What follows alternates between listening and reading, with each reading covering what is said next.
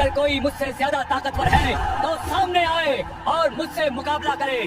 اس دنیا میں 4 ایسے بادشاہ ہوئے جنہوں نے پوری دنیا پر حکومت کی، اور انہی میں سے ایک تھا نمرود، گھمنڈ اور طاقت میں ڈوبا ہوا بادشاہ۔ وقت کے ساتھ اس کا گھمنڈ اتنا بڑھ گیا کہ اس نے خود کو خدا کہنا شروع کر دیا۔ جب حضرت ابراہیم علیہ السلام نے اسے اللہ کی طرف بلایا اور کہا کہ رب صرف ایک ہے، تو نمرود ہنس پڑا۔ اس نے اکڑ کے ساتھ کہا، اپنے خدا سے کہو کہ وہ اپنی فوج تیار کرے، میں بھی اپنی فوج تیار کرتا ہوں، پھر میدان میں مقابلہ ہوگا۔ نمرود اس دور کا سب سے طاقتور بادشاہ تھا۔ اس کی فوجیں، اس کا تخت، اس کا رعب، سب کچھ اسے مدہوش کر چکا تھا۔ اس نے اپنی طاقت دکھانے کے لیے ایک اونچی عمارت بنوائی، اس پر چڑھا اور آسمان کی طرف دیکھ کر چلایا، اگر کوئی مجھ سے زیادہ طاقتور ہے تو سامنے آئے اور مجھ سے مقابلہ کرے۔ لیکن نمرود یہ بھول گیا تھا کہ اللہ کو اپنی قدرت دکھانے کے لیے نہ تلوار چاہیے، نہ فوج، نہ ہاتھی، نہ گھوڑے۔ اللہ نے اپنی قدرت دکھانے کے لیے سب سے چھوٹی مخلوق کو میدان میں اتارا، مچھر۔ وہی مچھر جنہیں انسان ہاتھ سے جھٹک دیتا ہے۔ اچانک آسمان سے لاکھوں کروڑوں مچھروں کا جھنڈ اترا اور نمرود کی فوج پر ٹوٹ پڑا۔ ہر چیخ میں عذاب تھا، ہر ہلچل میں تباہی۔ فوجیں بھاگنے لگی، سپاہی گرنے لگے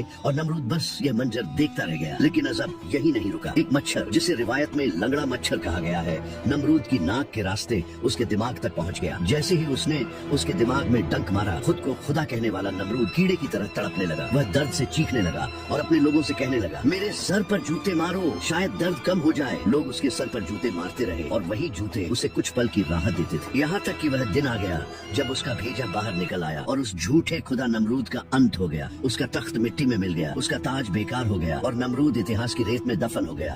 کیونکہ جب انسان خدا بننے لگتا ہے تو اللہ اسے یاد دلاتا ہے کہ وہ صرف مٹی ہے اور